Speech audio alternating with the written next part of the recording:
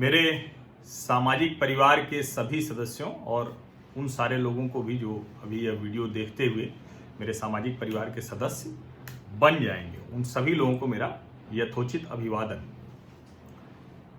चीन दुनिया भर में अब बहुत स्पष्ट हो गया है कि उसको लेकर जो हर देश के मन में थोड़ा बहुत भ्रम था, थोड़ी बहुत कहें की स्थिति थी कि अच्छा नहीं, चीन अब बदल गया है, चाइनीज कम्युनिस्ट पार्टी वो दिखावे के लिए ही सही लोकतांत्रिक देशों की संगत में रह के कुछ लोकतांत्रिक हो रही, वो सब कुछ नहीं हुआ।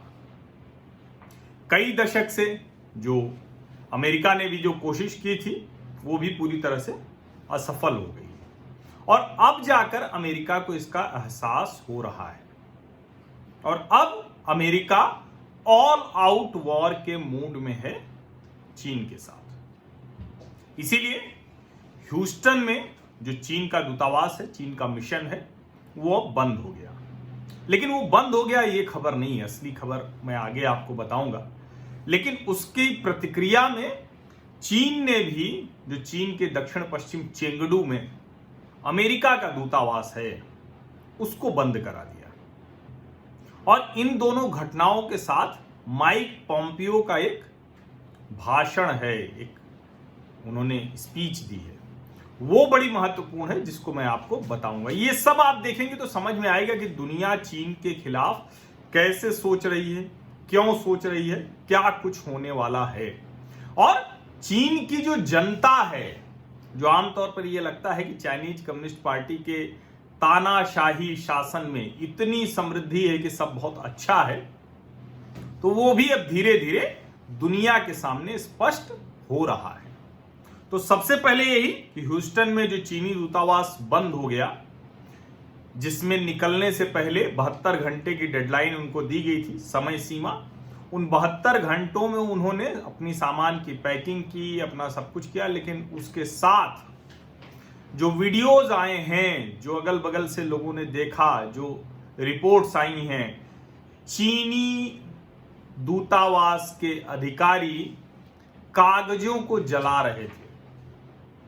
चाइनीज कम्युनिस्ट पार्टी के जो एजेंट हैं सीसीपी और पीएलए के, वो सबूत नष्ट कर रहे थे, प्रमाण नष्ट कर रहे थे।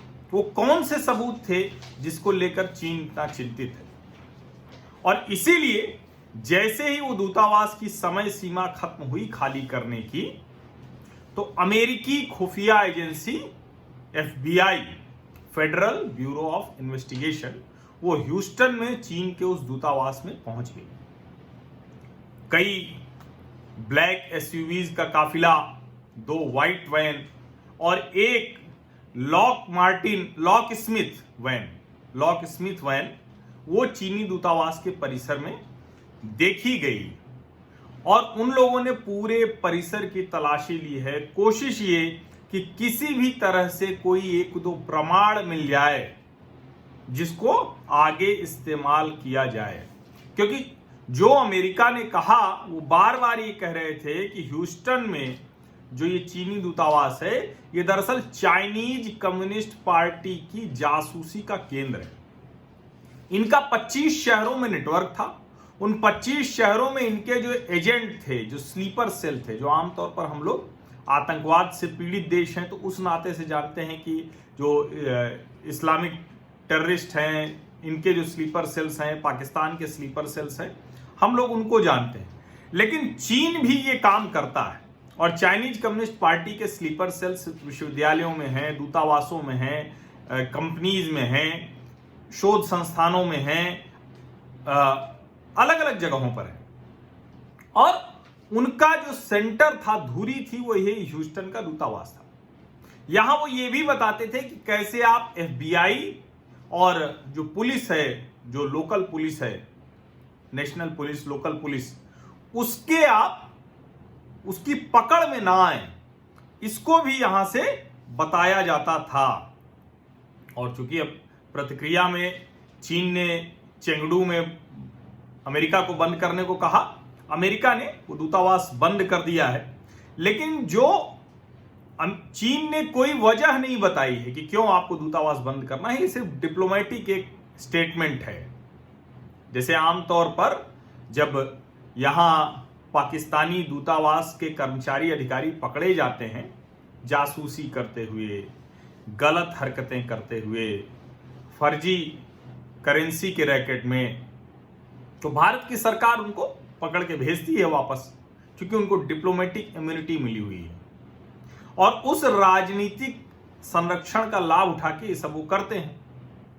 और जब वो पकड़े जाते हैं तो खिसियानी बिल्ली खंभा नोचे, तो वो जबरदस्ती भारत के भी राजनयिकों पर ऐसा ही आरोप लगाकर उन्हें भारत भेज देते हैं। तो जो चीन ने चेंगडू का अमेरिकी दूतावास बंद कराया, वो ठीक ऐसी ही प्रतिक्रिया है, क्योंकि कोई जायज वजह नहीं बता पाया चीन, और अमेरिका के साथ वो ऑल आउट वॉर में डर रहा है। इसीलिए जब ग्लोबल टाइम्स का हम एडिटोरियल देखते हैं, सीसीटीवी की रिपोर्ट्स देखते हैं, तो उसमें ये प्रयास किया जाता है ये बताने का कि देखिए अगर अमेरिका ने ये किया तो अमेरिका को कितना नुकसान होगा। अब उस पर मैं कई बार बात कर चुका हूं, आगे और बात करूंगा, दुनिया के अलग अलग देशों पर भी बात करूंगा, आपको हर अपडेट देता रहूंगा। लेकिन अब तो आपको भरोसा होने लगा होगा कि चीन जिस गलतफहमी में है उसकी वो गलतफहमी दूर हो जाएगी। भारत उस हिस्से को लेने के लिए पूरी तरह से तैयार है। लेकिन जो यूएस स्टेट डिपार्टमेंट की स्पोक्स वुमेन ने कहा है, मॉर्गन ऑर्टेगस, उन्होंने जो कहा है वो उन्होंने कहा the consulate was directed to close in order to protect American intellectual property and Americans private information। यानी ये काम कर रहा था चीनी दूतावास वहां, और ये कई बार इस तरह की अलग अलग रिपोर्ट आती रही, लेकिन अब ये चूंकि मामला बहुत आगे चला गया है और उसमें कहा गया है कि, और ये झगड़ा कैसे शुरू हुआ था, जो दोनों देशों के बीच में जो झगड़ा है वो अलग अलग कई वजहें थी, लेकिन उसमें यह भी वजह थी कि जो अमेरिकी अधिकारी थे वुहान से उन्होंने कुछ प्रमाण इकट्ठा किए थे और चीन के अधिकारियों ने वो उनको नहीं ले जाने दिया, उनको रोक दिया और कहा कि जाने से पहले उनकी जांच होगी, जिसको लेकर अमेरिका ने कहा कि ये वियना कन्वेंशन के खिलाफ है कि आप जो डिप्लोमेट्स हैं उनको इस तरह से आप जांच करें। और इसीलिए माइक पॉम्पियो ने बहुत गुस्से में बहुत कुछ कहा, बहुत ज्यादा वो गुस्से में है। लेकिन आप ये समझिए कि जो चेंगडू का मिशन है, मैं माइक पॉम्पियो ने जो कहा है उसकी भी बात जरूर करूंगा, लेकिन पहले आप समझिए कि चेंगडू के अलावा 7 अमेरिकी दूतावास और चीन में काम कर रहे हैं। लेकिन ये जो चेंगडू है, ये जो तिब्बत का जो स्वायत्त क्षेत्र है, जहां तिब्बती अल्पसंख्यकों पर बहुत अत्याचार हो रहे हैं, तिब्बत के लोगों पर, वो अल्पसंख्यक क्या, वो तो बहुसंख्यक है वहां, लेकिन उनको अल्पसंख्यक बना दिया गया है। और यही वो दूतावास है जहां एक बड़ी गजब की घटना हुई थी, जब वहां के एक जो दक्षिण पश्चिम कोंकिंग शहर है, उसका जो पुलिस चीफ था वो अमेरिकी दूतावास में आ गया था अपनी ही वहां चाइनीज कम्युनिस्ट पार्टी के उस शहर के चीफ के खिलाफ, और उसने बहुत पॉलिटिकल ड्रामा हुआ था। चाइनीज कम्युनिस्ट पार्टी के लिए बड़ा संकट का समय आ गया था। अगर 2012 में ही अमेरिका ये चेत गया होता, अमेरिका ने चीन के खिलाफ उसी वक्त कुछ कर दिया होता, तो शायद आज ये स्थितियां नहीं होती। और अब माइक पॉम्पियो उसको लेकर अब वो अफसोस करते हैं और वो कह रहे हैं कि पिछले कुछ दशकों में अमेरिका और चीन के रिश्ते में भयानक असंतुलन आ गया है, जबरदस्त असंतुलन है। और वो कह रहे हैं कि चीन ने आधिपत्य की नीति पर विस्तार किया। भारतीय कम्युनिस्ट चाइनीज कम्युनिस्ट पार्टी, हालांकि भारतीय कम्युनिस्ट पार्टी भी उसी की तरह है, चाइनीज कम्युनिस्ट पार्टी चीन में तानाशाही कर रही है और दुनिया के लोकतंत्रों में और ज्यादा अधिकार चाहती है, स्वतंत्रता चाहती है। इसीलिए माइक पॉम्पियो ने कहा कि चाइनीज कम्युनिस्ट पार्टी के शासन वाले चीन के खिलाफ दुनिया के स्वतंत्र देशों को एकजुट होना पड़ेगा। दुनिया के स्वतंत्र देशों को चीन को बदलने के लिए मजबूर करना पड़ेगा, दबाव बनाना पड़ेगा। और अगर दुनिया के स्वतंत्र देश, लोकतांत्रिक देश, जहां फ्रीडम है, जहां सब चीज के लिए आजादी है, अगर वो ये काम करने में असफल होते हैं तो चीन दुनिया को बदल देगा। और वो चीन कौन सा होगा? डिक्टेटर कम्युनिस्ट चीन, शी जिनपिंग के शासन वाला क्रूर निर्दयी तानाशाह चीन। इसीलिए माइक पॉम्पियो कहते हैं कि ये जो चीन की सेना मजबूती कर रही है, अलग अलग जगहों पर अतिक्रमण कर रही है, साउथ चाइना सी से लेकर जो बाउंड्रीज हैं इंडिया के साथ, जो लद्दाख में घुस गई, अभी भी लड़ाई लड़ रही है। हालांकि अच्छी खबर यह है कि पेट्रोलिंग पॉइंट 15 से, PP 15 से चीन की सेना पूरी तरह से पीछे चली गई है, जो आज की रिपोर्ट है। हालांकि अभी भी चीन की सेना भारत की सीमा में है, और मैं तो कहता हूं कि वो तो भारत की सीमा में 45,000 वर्ग किलोमीटर का इलाका है, वो सब खाली कराना है आज नहीं तो कल, लेकिन फिलहाल अभी भी वो सीमा में है। और माइक पॉम्पियो ने कहा कि कम्युनिस्ट चाइना के जो अत्याचार है उनकी वजह से चीन के नागरिक वो बुरे हाल में, मानवाधिकारों का हनन है, अत्याचार हो रहा है। तिब्बत और शिंजियांग उसका सबसे बड़ा उदाहरण है। इसीलिए दुनिया को एक साथ आना पड़ेगा, अगर नहीं आए तो बहुत दिक्कत हो जाएगी। इसलिए समझना चाहिए कि अब किस तरफ पूरी दुनिया और चीन के रिश्ते मतलब किस तरह से बनते बिगड़ते दिख रहे हैं। जो चेंगडू में जब अमेरिकी दूतावास बंद किया जा रहा था तो उसको लाइव दिखाया सीसीटीवी ने। अब चूंकि वहां यह भी रिपोर्ट आई कि जो लोग उसकी फोटो वगैरह खींच रहे थे तो उनकी फोटो वहां के पुलिस अधिकारियों ने डिलीट करा दी। आप सोचिए, इस तरह का शासन है चीन का, क्योंकि चीन की एक बड़ी खूबसूरत तस्वीर, एक बहुत डेवलपमेंट वाली तस्वीर, एक बहुत शानदार तस्वीर दिखाई जाती, लेकिन ऐसा है नहीं। और जब वो सीसीटीवी पर दिखाया जा रहा था तो कितनी रुचि है अमेरिकी दूतावास के बंद होने की खबर में। 2 करोड़ लोग देख रहे थे, जो चाइनीज कम्युनिस्ट पार्टी का जो स्टेट ब्रॉडकास्टर है सीसीटीवी, 2 करोड़ लोग। और जो 2 करोड़ लोग देख रहे थे तो वो अलग अलग बयान थे, कोई कह रहा था इसको रेस्टोरेंट बना दो, कोई कह रहा था कुछ और बना दो, कोई कह रहा था कुछ और बना दो। लेकिन उसमें भी ऐसे स्वर भी आ रहे थे जिसमें चीन की मूर्खता की तरफ भी इशारा किया जा रहा था।